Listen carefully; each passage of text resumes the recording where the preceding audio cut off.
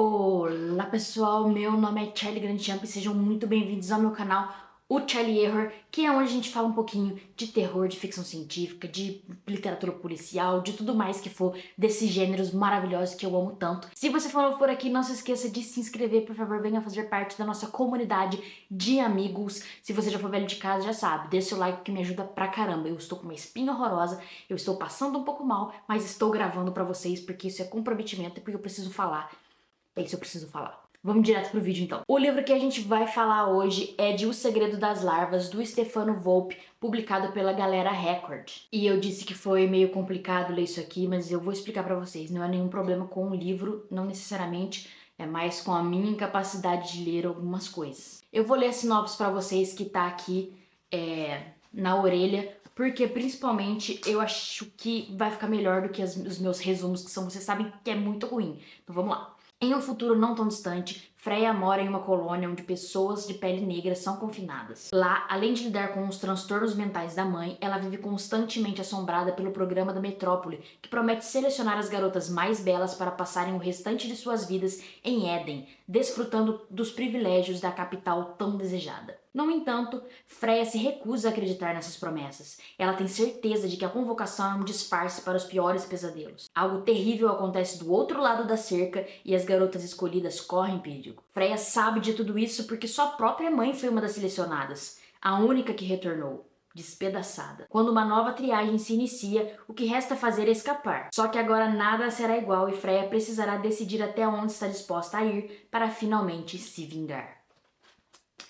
E tem mais um negocinho aqui, né? 14 garotas são premiadas para viver um sonho, uma delas sabe que é um pesadelo e fará de tudo para redesenhar seu destino. Aqui diz que é a entrada do Stefano, eu não sei pronunciar seu nome, me desculpe, mas eu acredito que seja Stefano Volpe, é a entrada dele no mundo das distopias. Eu realmente não li os outros livros dele, tá na minha lista, mas esse aqui, por ser, né, de um gênero mais fantástico, passou na frente na questão toda, porque é o tipo de leitura que eu gosto de fazer. Vamos direto falar do porquê que foi complicado pra mim. Basicamente porque o livro é escrito no presente do verbo. Ele não é em algum dos passados, então é assim, ela vai falando, eu faço isso, isso, isso. Eu ando até ali. Entendeu? É no presente e foi muito complicado pra mim porque eu tô acostumada a ler no passado, né? O personagem contando depois. E acho que talvez na minha adolescência, de que eu era uma leitora muito ávida, eu tenha lido livros assim, mas é que depois que eu voltei a ler agora, que eu comecei ano passado e esse ano que eu peguei firme, eu não tinha lido nada ainda nesse estilo e foi complicado porque meu cérebro meio que não entendia o que estava acontecendo e a leitura acabava sendo mais devagar do que eu gostaria e o livro é denso, sabe? É um livro bem denso, ele não tem palavras difíceis necessariamente, mas a construção das frases são meio... Eu não sei se eu acredito que seja o estilo do Volpe, mas não é tão fácil assim de ler, e junto com o fato de estar no presente do verbo, foi complicado pra mim continuar, mas depois ali mais pra segunda metade do livro eu consegui embalar e aí foi delícia, consegui pegar a reta final ali numa tranquilidade enorme. Mas eu fiquei pensando, né, nisso do presente, do livro sendo presente, eu não acho que tenha sido uma escolha só estética. Porque quando a gente está ouvindo alguém contando, narrando no passado, você meio que espera que a pessoa esteja viva no final. Né? Uma coisa que já passou, você está ouvindo o que já contou. E aqui nesse caso, você tá vendo as coisas acontecerem, só que assim, a história se passa no futuro e ela tá contando no presente.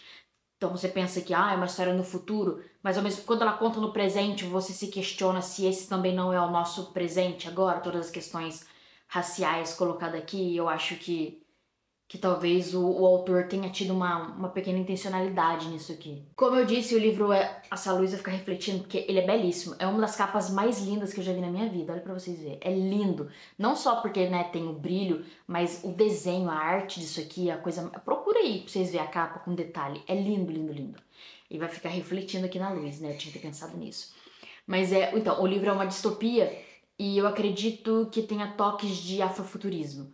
Eu não sou muito versada em afrofuturismo, mas eu sei que o afrofuturismo tem essa coisa de pegar o passado, o que foi o que talvez tenha sido perdido no passado, e levar para o futuro e transportar isso pro futuro para que exista um futuro, sabe? Como deveria ser o futuro desse passado. Eu sou péssima em resumir as coisas, né, gente? Mas é tocar o passado para pegar o passado para fazer um futuro acontecer. Respeitando, trazendo tradições, essas coisas para um futuro sonhado, um futuro imaginado, com questões do presente e do passado. Mais ou menos isso que eu entendo como afrofuturismo e tudo mais. E o livro tem bem disso aqui. Tem um futuro imaginado aqui, então tem umas tecnologias além do que a gente tem.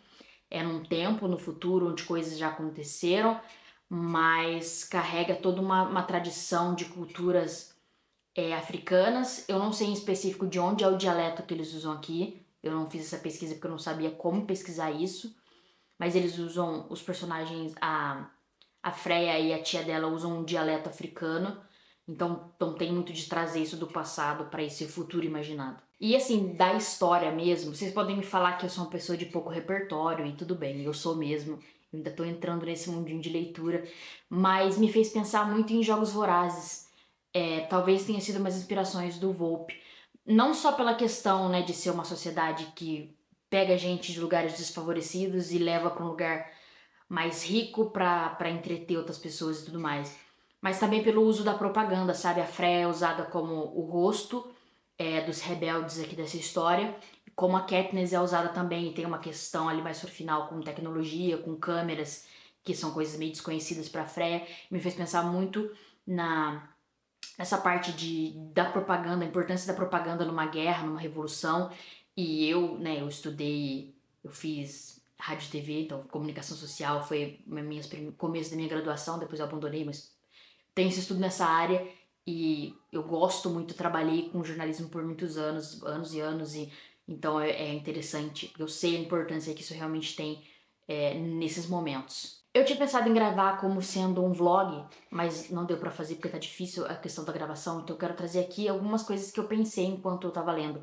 Por exemplo, quando eu comecei aqui, eu achei que seria mais uma questão de classe, né? Os pobres fudidos da colônia contra os poderosos ricos do Éden. E é isso, né? Isso é base do negócio, mas como diz a sinopse do livro mesmo, é uma questão mais racial. O que, né, eu sou uma pessoa branca, então meu primeiro pensamento nunca vai pra questão racial, não é a vivência que eu tenho. Então, na hora de sentir o trauma, de ver uma coisa ruim, não é pra isso que a minha cabeça vai. É lógico que a gente tenta melhorar, a gente tenta ter posturas contra isso, mas naturalmente meu cérebro vai pra uma luta que eu faço parte, que é a luta de classe. Mas o livro é uma questão muito mais racial. É claro que dentro da questão de classe existe a questão racial, né? Essas questões de classe existem muito em cima da questão racial, a questão do colonialismo, do racismo mesmo, mas o livro aborda essas duas coisas porque mais pra frente, mais pro final do livro, você percebe que também não é só a coisa da raça, ou você, na verdade, você se leva a perguntar o que é raça, o que é visto como uma pessoa branca, uma pessoa que vale alguma coisa aqui no livro, e uma pessoa que é vista como inferior e tudo mais. Eu também fiquei me questionando se essas garotas que são levadas, se elas eram levadas por uma questão de escravidão ou de né, vender, ou de ter que usar os corpos para questões sexuais. Não sei se eu posso usar aquela palavra com P. Vou usar, foda-se. Ou para prostituição. E assim, a gente sabe que dentro da escravidão existe a questão dos abusos sexuais, né, e tudo mais.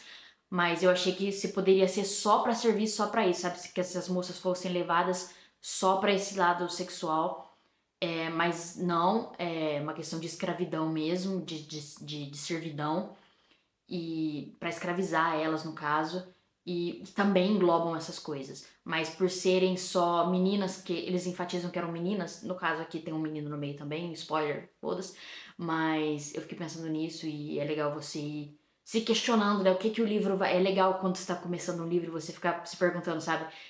O que esse livro vai tocar, onde esse livro vai chegar, sabe? E ele brinca bastante com a sua cabeça nisso aqui, do tipo, que você vai se perguntando quais são as feridas que isso aqui vai tocar, e ele toca em todas as feridas que podem te doer. Assim como se você for uma pessoa que tem empatia, né, que se importa com o próximo e se revolta com as injustiças ao seu redor. É uma história que realmente... Eu não gosto de falar que uma coisa é necessária, porque quem sou eu pra falar que um livro ou um filme ou alguma coisa é desnecessária, né? Porque pra ser algo ser necessário, alguma coisa tem que ser desnecessária. Mas são pontos a serem tocados que a gente precisa trazer para o debate, sabe? Como eu falei, as questões de raça, as questões de classe, as questões de sexismo também que tem aqui no meio. Então é um livro que consegue tocar em muitos aspectos, em muitos pontos, assim, muitas questões, sem perder a coisa da fantasia, de ser uma história que é interessante de ler, não só cruel, apesar de ser muito cruel. Esse livro é muito cruel. Ele é muito cru, não no sentido de que não tá pronto, não tá preparado, não tá maduro, mas ele é cru no sentido de ser, sabe, alguém enfiou uma faca em você, rasgou e tá exposta à ferida. O livro é bem assim, ele é bem pesado, ele é bem sério, bem sisudo. E tem alguns momentos de descontração que eu vou até comentar daqui a pouco, mas ele é bem sério, eu não sei, é um tipo de livro que você... Eu gostaria de ter lido isso aqui numa leitura coletiva ou levado para um debate depois. É um livro que tem muita coisa para dizer. Não é só um entretenimento legal, um entretenimento divertido, não é só um universo interessante que você tá lendo. Interessante, né, de você ficar curioso, mas é também, como eu falei, não gosto da palavra necessário, mas é bom que tem esse tipo de literatura sendo feito para jovens, porque eu imagino que seja uma leitura mais jovem. Sei lá, esse livro aqui é importante. Então, já indo para isso que eu falei o livro é bem sisudo, ele é bem sério em muitos momentos. A protagonista, ela é uma adolescente, ela tem 17, eu acredito. Mas é tudo muito sério. E aí, em alguns momentos, tem algumas coisinhas, tipo fazer uma pirracinha ou fazer uma infantilidade com outra adolescente. Então, às vezes, no meio de uma frase tem uma palavra que soa boba, que soa infantil, e isso meio que te dá uma... te pega de desprevenida, assim, porque tá tudo num ritmo, numa ordem, num tipo de escrita, numa... Se você acha que entende a personagem, tipo, que ela vai ser séria, e aí... Eu não sei se isso me agradou muito, porque eu não senti que foi tipo, ui, me pegou de surpresa. Foi mais tipo, trupiquei e saí mancando um pouquinho. Eu acho que ter tido só o tom sério o tempo todo, ou então ter tido mais essa coisa já de lembrar que ela é uma adolescente desde o começo. Não que a gente pense que, tipo, adolescentes são bobos e tudo mais, mas eu achei que fica mais sisudo em vários momentos e aí tem umas quebras no meio que, sei lá, achei que não combinou muito. Mas aí também pode ser só uma impressão minha, né? A minha percepção. Às vezes a intenção do autor foi isso mesmo, de dar essa quebrada. E se você ler isso aqui, isso vai funcionar com você. Você vai dar aquela respirada nesses momentos, tipo, a Freya é humana, ela é só uma adolescente que tá metida nesse problemaço. Uma questão interessante aqui é que, já que a gente tá falando de toda a questão, né, de racismo, de um colonialismo e tal, o mal aqui, a religião que prevaleceu foi o catolicismo. E a gente sabe que o catolicismo é mesmo o mal do mundo. Assim, gente, se tiver um católico assistindo isso aqui, eu fui criada católica. Eu poderia até ser o que se fala, né, de católico não praticante, mas a gente sabe que o cristianismo tem uma maldade inserida ali no o ser humano, age de uma maneira cruel usando o nome de Deus, né? Faz as leituras que quer da Bíblia e faz maluquices por aí. Fez isso antes, faz isso agora. E aqui no caso, se eu não me engano, eu acredito que seja catolicismo mesmo. Se não for catolicismo, é um cristianismo. Eles criam um novo testamento, então tem um terceiro testamento que é para essa nova fase que o mundo vive, né? Para o mundo pós-hebreu. E é engraçado, é curioso ver como isso é adicionado nas questões de opressão, sabe? A religião oprime mesmo as pessoas e impede que elas pratiquem as crenças delas nas colônias e tudo mais. Então é interessante ver essa crítica também ao catolicismo aqui, porque eu acho que precisa ser criticado. Eu particularmente, né, eu acredito em Deus, eu tenho minhas outras fés no meio. A minha crença particular é uma salada de fruta assim deliciosa, o que me faz bem eu levo pra mim, mas a gente tem que criticar organizações, né, a igreja como organização, quando ela é usada para oprimir outras pessoas. E aqui é o que aconteceu, é o que acontece com a religião principal, que a política da história é montada em cima de crenças religiosas e tudo mais. Outra coisa interessante aqui é que a história é a primeira de uma série. Então, assim, o livro se porta como isso. Em nenhum momento ele fala assim, a gente faz a primeira história, fechou, vamos pra próxima que continua a primeira, mas é uma outra coisa. Não, isso aqui é a primeira parte mesmo.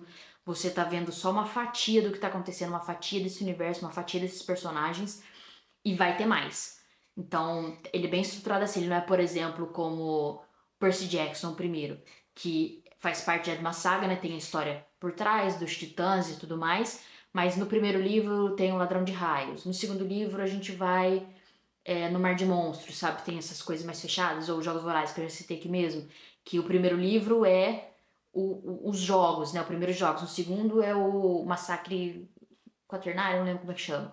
Então já são umas coisas mais fechadas, e o terceiro é mais. O terceiro livro é mais como é aqui, sabe? Que é já. Você entrou numa coisa que já tá meio que em movimento, não precisa de ter essa coisa de introdução também nesse universo, você também já andou num trem andando, então já tem muita coisa acontecendo e você tá vendo só um pedaço disso. Vai vir mais com certeza.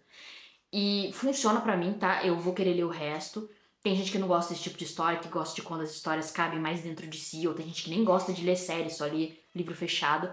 Mas uma coisa que acontece também é que são 400 páginas, se não me engano, são 400 redondinha. E chega ali mais ou menos, sei lá, faltando 50 páginas pra acabar, tem muita coisa que ainda vai acontecer, sabe? Que eles estão falando como se fosse acontecer. Tem muitos planos pra acontecer logo mais. Então já vai acontecer logo ali. Só que tem poucas páginas, então você sabe que não vai acontecer.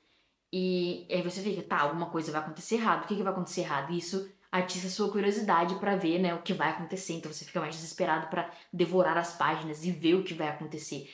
E eu gosto desse tipo de, né, como eu sou domada, assim, quando o autor fala assim, vou brincar com você, e vai. Mas eu acredito também que acaba sendo muito rápido esse final. Acontecem muitas coisas, tem muita informação sendo jogada. Eu até vou reler os últimos capítulos aqui, porque eu não consegui. Tem muita coisa realmente acontecendo. Se fosse um filme, ia ter muita informação que você tem que pausar pra ver tudo que tá acontecendo em tela. Então aqui também acontecem muitas coisas, gente que apanha, gente que não sei o que, gente que cai, corre, vai, cai, não sei o que. Bom, muita coisa acontecendo, o que não é ruim. É que eu sou lerdinho, eu sou uma pessoa mais lentinha, então eu vou ter que ler de novo pra perceber. Eu acho que acabou ficando muito corrido. Mas como eu falei, eu tava tão desesperada pra ler ali, ver, meu Deus do céu, o que vai acontecer. E foi tudo bem, sabe? Então, O Segredo das Larvas foi uma leitura que me agradou muito. Como eu disse, foi difícil andar por conta do presente do verbo, não por causa da história, que é bem interessante. Então, se você for de coração aberto pra né, adentrar, que vai ser nesse tempo que a gente não tá tão acostumado a ler, pelo menos eu não tô acostumada a ler, e que o Volpe usa muito, eu não sei dizer, como eu falei, ele não fala rebuscado, não fala nada do tipo, mas ao mesmo tempo é um texto denso. Eu não sei explicar porquê. Eu acho que relendo eu poderia perceber, né, melhor porque isso, mas é um texto denso. Mas se você for de peito aberto, né, esperando uma história bacana, você vai. Uma história brasileira distópica, você vai gostar bastante. Se você já leu o livro, deixa aqui nos comentários, por favor. Deixa seu like, me ajuda muito. E vamos conversar, vamos falar sobre livros desse tipo. Vai lá prestigiar o Stefano Volpe. Lê isso aqui que é maravilhoso, o link tá na descrição. E é isso, pessoal. Até a próxima leitura. Beijos.